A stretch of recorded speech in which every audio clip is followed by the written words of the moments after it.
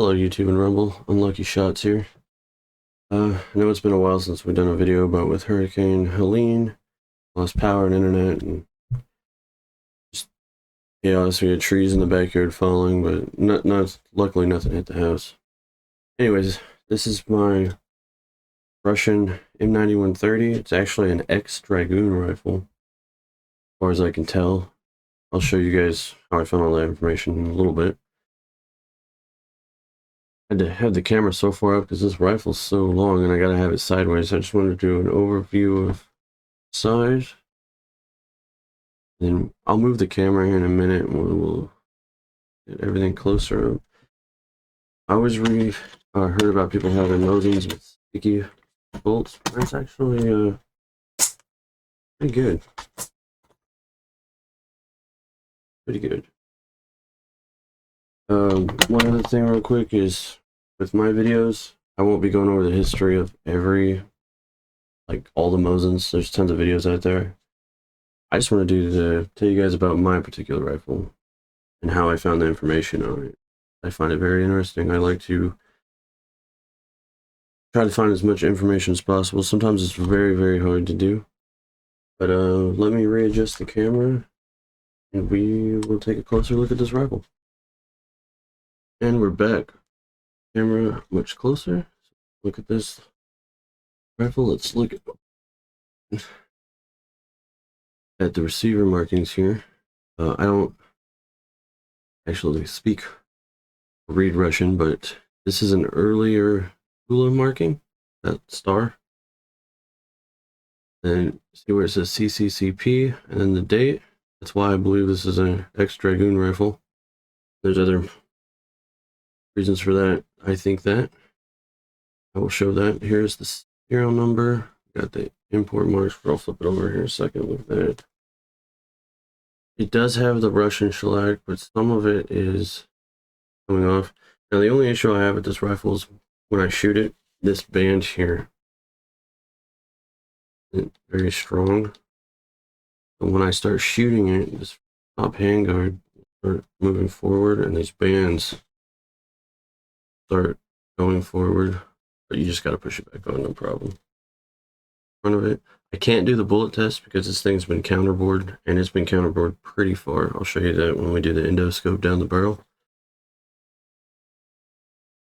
If I flip it, just look at this side.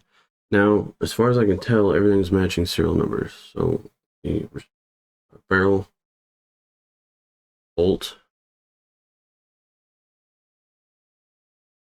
and even the butt plate is the same serial number, and the floor plate.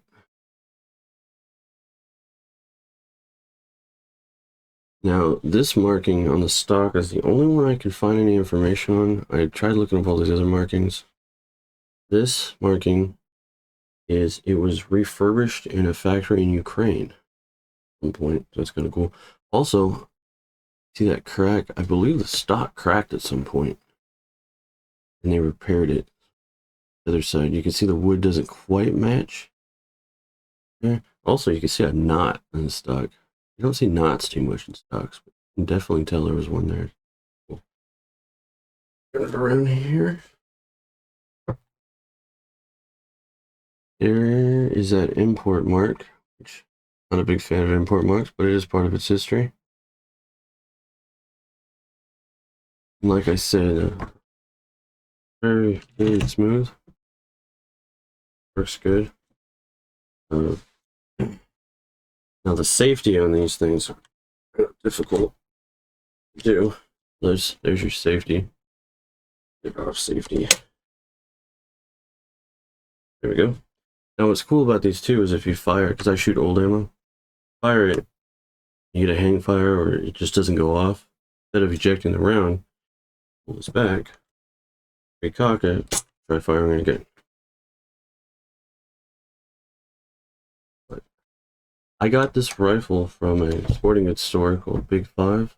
Not sure if they're still around, but I got it, I want to say like 20 years ago for $99 because there was a hex receiver. And I just thought it was the oldest one there, dated 1927. I just thought that was really cool. So all the other ones there were like 1942, 1944. I just wanted something a little bit older. It looks like some other stock repair done right there. Now the only things I don't believe were original to this rifle is the front sight has been changed out, and I'll show you why I think that here in a little bit. And the rear sight, not the original. But overall,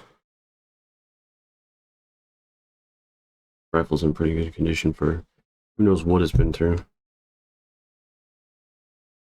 It's pretty clean on it. It's really good. Alright, now let me show you this website that I found information on.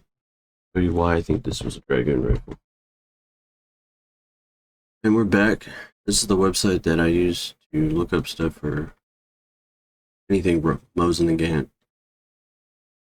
This used to be the website, but it no longer works. So to go to it, you actually have to go to thinlineweapons.com. Then, but you guys can see it on there. I'll put it on the screen bigger so you can pause it and type it in or write it down. You can probably even find it in Google. I would link it, but a lot of times when you link anything fire related on YouTube, YouTube gets, well, not very happy with you. But anyways, the first thing I did was I went to the barrel mark reference. And another thing too, on this website, you can spend hours on here. But I was scrolling through and I found this one.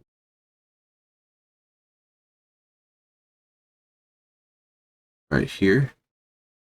This is the marking of my barrel.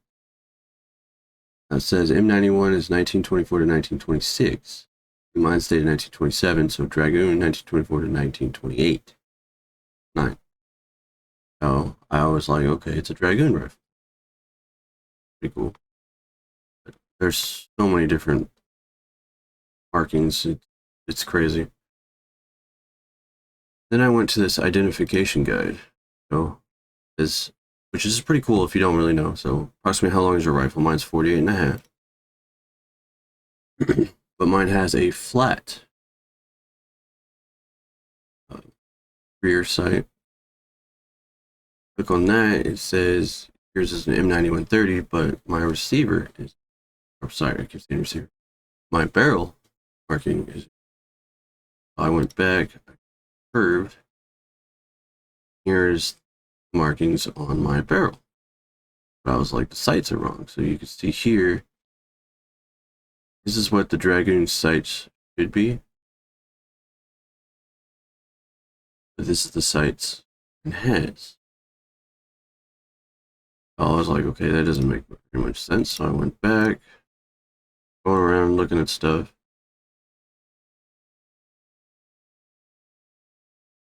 Where did I go? Oh yeah, groups and markings. Rifle features. And I went to sights. And again, there's so much information on here. So, where did I read it out? Most Soviet M9130s were upgraded and 2 pans added. EX Dragoons, which were upgraded M9130 configuration or refurbishment, typically have the newer type of base with no set screw. So, my sight was changed out, is what I'm going to assume, because this is just like what my sight looks like. And mine has the pens, just like it says. Also, with the front sight, mine has the globe. That was probably changed out as well. Makes sense if they were upgrading it. So I still believe this is a Dragoon rifle. And now another thing too, mine has this crossbolt, just like this one. Now I was looking at the Dragoon, and Mine actually looks like the M91 30. I have the metal ends like that. Because if you look at the Dragoon ones, there is no metal. So that is not original. I'm not sure if the stock is original, but the butt plate serial number matches the bolt and everything else. So it's really weird. Look, they actually put this on the stock itself. I thought that was kind of crazy. Mine is this steel black or it's blued, it's hard to tell. Also, mine has these split band, which are late barrel bands. Let's see. Apparently, that toe splice is common. I thought it was a repair job, but it says it was done to allow smaller blanks for stock, so it's kind of cool. I had no idea. You can, wow, some of these really don't match. See, mine is a laminated. I didn't take the butt plate off, so I don't really know much about it on there. All these different repair jobs. Crazy. Then I was looking at cleaning rods. They even have, look at all the different types of cleaning rods for these Mosins. It's crazy, but mine actually looks like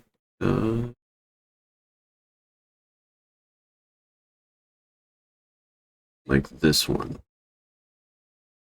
It's got the straight lines and the cuts in it. See this one too. This says uncommon. I doubt it's that one. There was one other thing.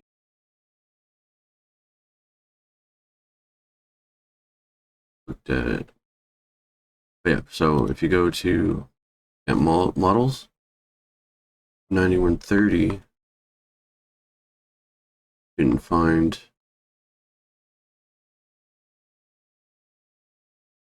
my markings here. Go to Dragoon and here's my marking right there. So it's the Foremost Ordnance Factory, Tula, 1923-1928. Then Tula after 28 changed to this, which is most common you see, I believe. Even the Russian Tula SKSs have that same mark. Oh, but again, you could spend just hours on here looking at all sorts of stuff. I believe my rifle started out as a Dragoon and it was upgraded. Well, there's one other things.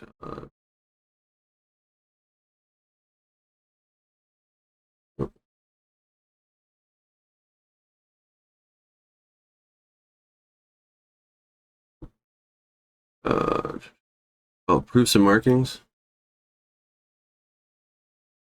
The first place I went to, if you go down, I mean, there's markings on bolts and tangs. Just so many different markings. I mean, look at 1895. Mine has this marking on the stock. So maybe it's a replacement stock.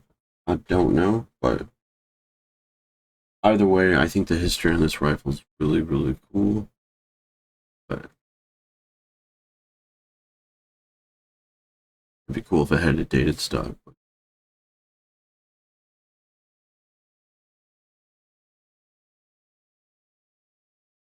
Anyways, like I said, you could spend forever on here. There's just so much ammo, data sheets, genealogy. I mean, there's just so much on here. You could really go down this rabbit hole. And that's what I did.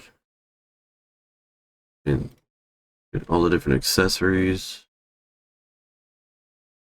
Because when I bought this rifle, it came with a bunch of accessories. So.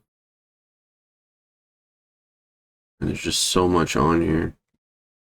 Anyway, guys, the last thing we're gonna do, or the second to last thing we're gonna do, is do the endoscope down the barrel. Take a look at that. I'll show you the counter boring. and then we'll take it out to the range. Alright, here we are with the endoscope and the muzzle of the barrel. As you can see, you see where it's been counterbored.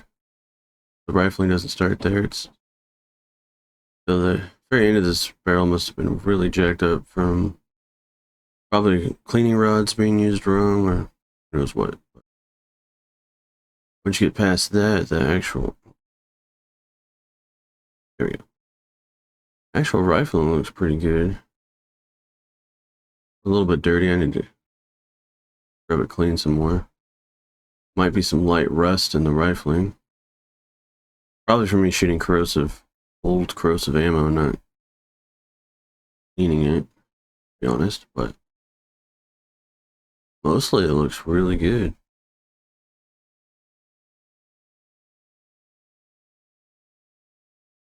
If I ever start making money on YouTube, I think the first thing I want to buy is a better endoscope camera.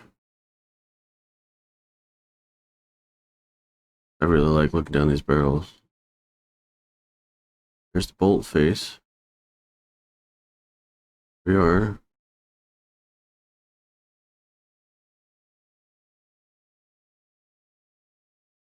Well, looks pretty good to me. Probably why it's a good shooter. Well, here we are with my Russian Mosin Nagant, and we're going to see how it shoots. I have some surplus ammo here from the 1980s that I think is from Bulgaria or Hungary, one of those countries. I don't have any stripper clips for this rifle. Those seem to be rarer than the rifle. Go figure.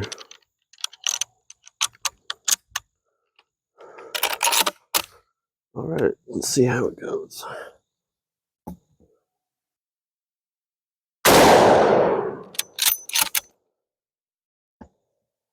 I hit it.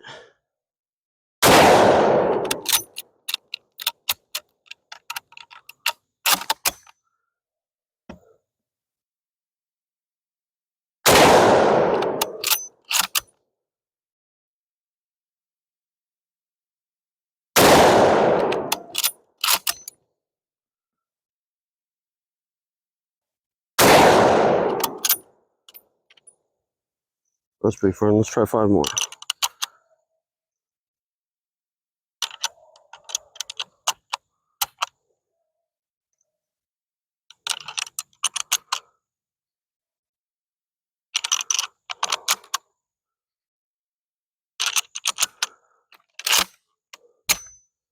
For an old rifle and old ammo, it shoots pretty good.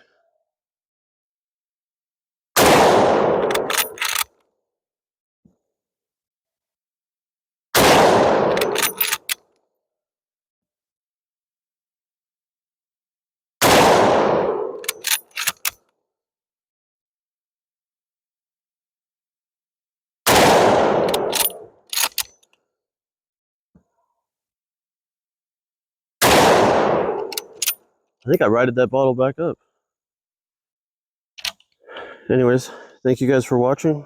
Make sure to like and subscribe, and we'll see you guys in the next video.